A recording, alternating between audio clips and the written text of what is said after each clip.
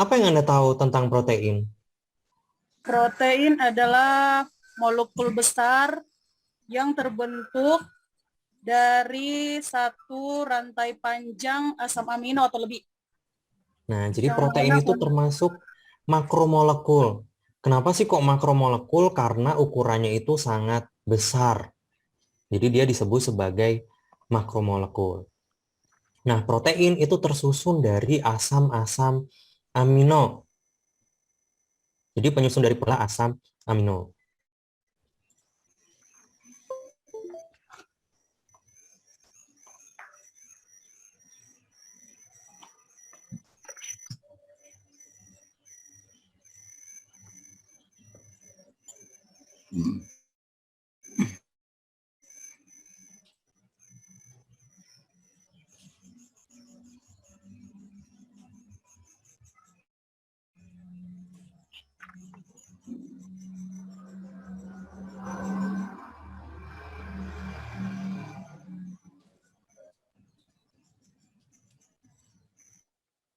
Kalau yang kelihatan ya, Kelihatan, oke, Pak.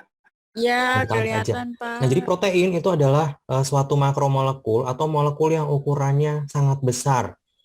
Nah, protein ini tersusun dari asam-asam amino. Beda jenis asam amino itu beda juga jenis protein yang dihasilkan. Jadi masing-masing asam amino itu bisa memberikan sifat yang berbeda untuk masing-masing protein. Kalau sifatnya berbeda, akhirnya fungsi proteinnya juga bisa berbeda. Nah, protein fungsi utamanya itu adalah sebagai bahan dasar dan bahan pembangun di dalam tubuh kita. Protein itu juga berfungsi untuk mengatur fungsi-fungsi tubuh. Contohnya adalah hormon, kemudian enzim. Nah, itu kan beda jenis asam aminonya menghasilkan jenis protein yang berbeda, menghasilkan fungsi yang berbeda juga. Kemudian untuk penyusun protein yang tadi asam amino itu tersusun yang pertama dari gugus amino atau N2. Kemudian tersusun juga oleh gugus karboksil atau COOH. Lalu tersusun juga oleh hidrogen dan juga R atau alkil atau varian. Nah, R inilah yang berbeda-beda tergantung jenis proteinnya. R-nya ini bisa karbon, bisa metil, bisa oksigen, bisa sulfur, bisa fosfor, bisa macam-macam. Tergantung jenis asam aminonya. Nah, asam amino berdasarkan bentuknya itu dibedakan menjadi dua macam. Ada yang disebut sebagai asam amino alifatik, ada juga yang disebut sebagai asam amino aromatik. Ada yang tahu nggak? Kapan dia disebut alifatik, kapan dia disebut aromatik? Alifatik itu kalau bagaimana? Aromatik kalau bagaimana?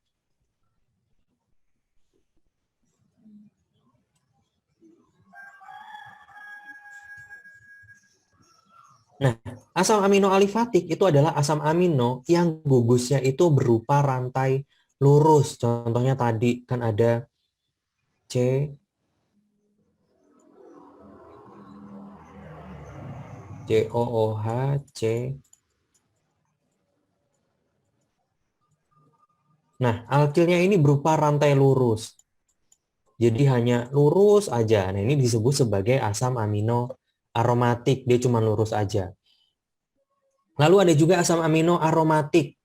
Kalau yang alifatik tadi rantainya lurus, nah kalau asam amino aromatik itu rantainya bentuknya melingkar seperti cincin.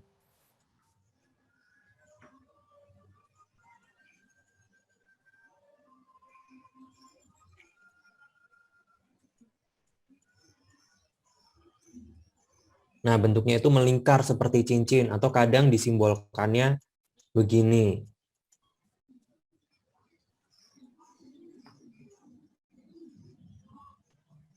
Nah, kalau bentuknya lurus, dia disebut sebagai asam amino alifatik.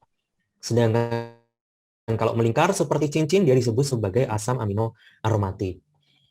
Kemudian, berdasarkan sumbernya, asam amino itu juga bisa dibedakan menjadi dua macam. Ada yang disebut sebagai asam amino Ada yang disebut asam amino endogen.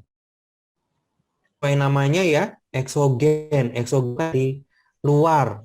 Jadi asalnya adalah dari luar tubuh, sehingga sering juga disebut sebagai asam amino es. Kemudian juga asam endogen. Kalau eksogen tadi sifatnya atau asalnya dari luar, kalau yang endogen ini sifatnya atau asalnya ini dari dalam tubuh. Tubuh bisa menghasilkan sendiri asam amino tersebut. Contohnya adalah asam glutamat. Ada yang pernah tahu asam glutamat? Kita biasanya kenal asam glutamat dalam bentuk SG. MSG atau micin, natrium glutamat. Jadi benar nggak kalau ada yang bilang bahwa MSG itu menyebabkan kebodohan? Salah, tidak. Tidak. Tidak, Micin jadi hidup tidak banyak belum? betul ya. Jadi tidak betul bahwa MSG atau micin itu menyebabkan kebodohan. Kenapa? Karena memang tubuh kita itu menghasilkan asam glutamat. Nah, asam glutamat inilah yang membuat daging itu rasanya jadi gurih. Kenapa kok daging rasanya gurih? Karena ada asam glutamatnya. Tapi kalau berlebihan tentu saja baik, tapi tidak baiknya kebodohan, dia bisa menyebabkan penyakit-penyakit yang lain. Nah, protein itu juga sama seperti karbohidrat, bisa dilakukan tes kualitatif, bisa dilakukan juga tes kuantitatif. Tes umum atau tes pendahuluan untuk protein itu disebut sebagai tes Biuret. Positifnya kalau apa tes Biuret? Ini Anda kerjakan nggak cuma di Amami, tapi nanti di Biomol juga Anda pakai Biuret juga. Positifnya kalau bagaimana Biuret itu? Biasanya keruh ya, Pak. Kalau apa? Keruh kok, nggak salah sih. Keruh? Nah, Kuning. tes bening. Oh, Nah, tes Biuret itu positifnya kalau terjadi perubahan warna dari merah muda sampai biru. Jadi tergantung jenis proteinnya. Kalau kandungan proteinnya tinggi, dia bisa menghasilkan warna biru. Tetapi kalau proteinnya sedikit, ya dia hanya warnanya merah muda aja. Jadi sama seperti gula gradasi sampai biru. Lama-lama jadi ungu, jadi biru. Ini spesifik untuk protein saja. Kemudian juga tes reduksi sulfur ini tujuannya adalah untuk mengetahui atom es atau sulfur belerang di dalam protein. Ini kalau terbentuk warna hitam. Contohnya adalah sistein. Sistein itu adalah salah satu contoh protein atau asam amino yang mengandung gugus belerang. Lalu juga tes ninhidrin. Nah, tes ninhidrin ini adalah tujuannya untuk mengetahui adanya asam amino alfa. Jadi asam amino itu bisa dibedakan macam-macam. Ada asam amino alfa, ada asam amino beta, gamma, dan seterusnya.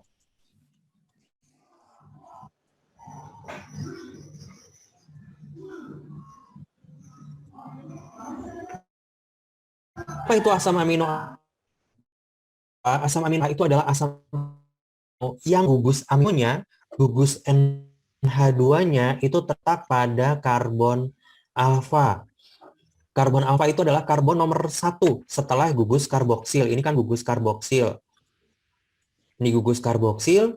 Nah, C yang di sebelahnya, karbon yang di sebelahnya, ini disebut sebagai C alfa. Nah, asam amino yang gugus aminonya terletak pada C alfa ini disebut sebagai asam amino alfa. Tes ninhidrin ini tujuannya untuk mengetahui adanya asam amino A. Asam amino alfa ada asam amino beta, aja beta berarti dia nomor 2.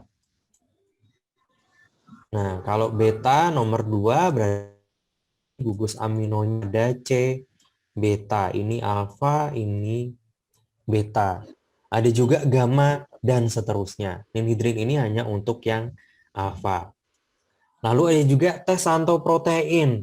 Tes santoprotein ini tujuannya adalah untuk mengetahui adanya apa namanya, gugus fenil. Jadi untuk mengetahui asam amino itu termasuk asam amino aromatik atau asam amino alifatik. Jadi yang positif adalah yang menghasilkan endapan putih, dia termasuk asam amino aromatik. Bentuknya itu melingkar seperti cincin. Nah, selain bisa menghasilkan warna dengan reagen-reagen tertentu, protein itu juga bisa diendapkan oleh reagen-reagen tertentu. Nah, inilah salah satu alasan kenapa kok alkohol, kemudian logam berat, alkaloid, kemudian asam-asam itu tidak baik untuk tubuh karena dia bisa mengendapkan protein. Protein itu kalau rusak dia akan mengendap. Lalu untuk tes kuantitatifnya, ini nanti juga akan Anda kerjakan ketika Anda praktikum offline menggunakan metode Kildall. Jadi tulisannya Kejeldahel tapi dibacanya Kildall ya, bukan kejendal atau apa, bukan, tapi Kildall. Metode Kildall ini termasuk salah satu metode analisis yang cukup lama prosesnya. Kenapa kok cukup lama? Karena melalui beberapa tahap. Jadi dalam metode Kildall itu ada 3 tahapan. Ada tahap destruksi, ada tahap destilasi, ada juga tahap titrasi. Untuk tahap yang pertama, tahap destruksi. Kira-kira dari namanya destruksi, fungsinya buat apa nih destruksi? Memecah protein menjadi asam amino. Untuk memecah protein menjadi asam amino. Kenapa kok perlu dipecah?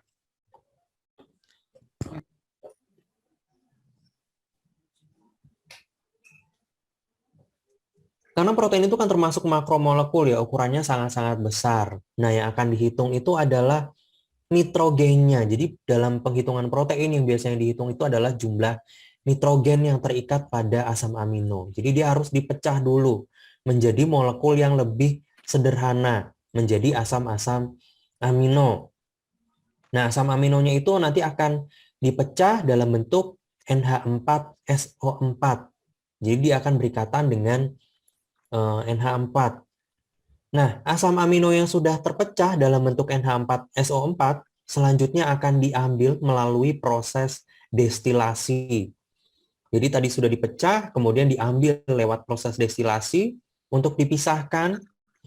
Kalau sudah dipisahkan melalui proses destilasi, selanjutnya dihitung jumlahnya melalui proses titrasi. Jadi ini cukup panjang prosedurnya.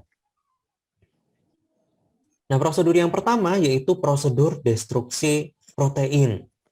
Tujuannya untuk menghancurkan protein menjadi asam amino. Yang pertama, Anda timbang dulu sampelnya. Sampelnya ditimbang, kemudian dimasukkan ke dalam labu Kildall. Kalau sudah dimasukkan ke dalam labu Kildall, kemudian ditambah dengan selenium. Selenium ini fungsinya adalah sebagai katalis. Kenapa kok perlu ditambah katalis? Karena proses destruksi itu kalau proteinnya cukup besar, jumlahnya banyak asam aminonya, destruksinya itu bisa lama sekali, bisa sampai 6 jam. Makanya harus ditambah katalis supaya reaksinya bisa lebih cepat. Selain ditambah selenium, ditambah juga asam sulfat. Nah, asam sulfat inilah yang akan memecah si protein. Jadi dimasukkan ke dalam labu Kildall, kemudian dipanaskan sampai larutannya itu berubah. Awalnya hitam menjadi hijau atau biru jernih. Jadi ini tergantung proteinnya. Warnanya itu agak hijau-hijau biru. Semakin besar kandungan proteinnya, destruksinya akan semakin lama. Kalau sudah berubah warna menjadi biru hijau, selanjutnya diambil untuk dilakukan destilasi. Sampelnya tadi ditambah ke dalam dipindah ke dalam labu destilasi, kemudian ditambah dengan NaOH. Ditambah dengan NaOH, kemudian dilakukan destilasi. Destilasi tampung dalam erlen yang berisi dengan asam borat yang sudah ditambah dengan indikator MO. Kemudian didestilasi sampai semua asam amino, sampai semua NH4SO tertampung. Tahu mana? Dengan dicek pH-nya. Akan tetes ya. Nah, tetes demi tetes dicek pH-nya. Amonium itu kan pH-nya. Kalau pH berarti dia belum selesai. Dilanjutkan sampai pH-nya netral. Kalau sudah netral berarti sudah selesai, sudah tertampung semua. Kalau sudah tertampung semua, tinggal dilakukan titrasi menggunakan HCl. Perubahan warnanya dari kuning menjadi oranye. Kemudian tinggal dimasukkan ke dalam perhitungan. Dimasukkan dalam perhitungan. Nah, dalam perhitungan, ini ada yang namanya faktor konversi protein. Ini sudah ada tabelnya, jadi tinggal dicocokkan. Jadi beda sampel, beda konversinya. Nanti tinggal dicocokkan. Kalau misal pakai susu berarti 5,8. Kalau pakai beras 5,93 dan seterusnya. Tinggal dilihat saja sudah ada tabelnya. Ini juga sama ya. Berat sampelnya jangan cuma ditulis 1 atau 2, tetapi sesuai hasil penimbangan. Anda dapat nimbangnya berapa, nah itu yang Anda tulis di situ.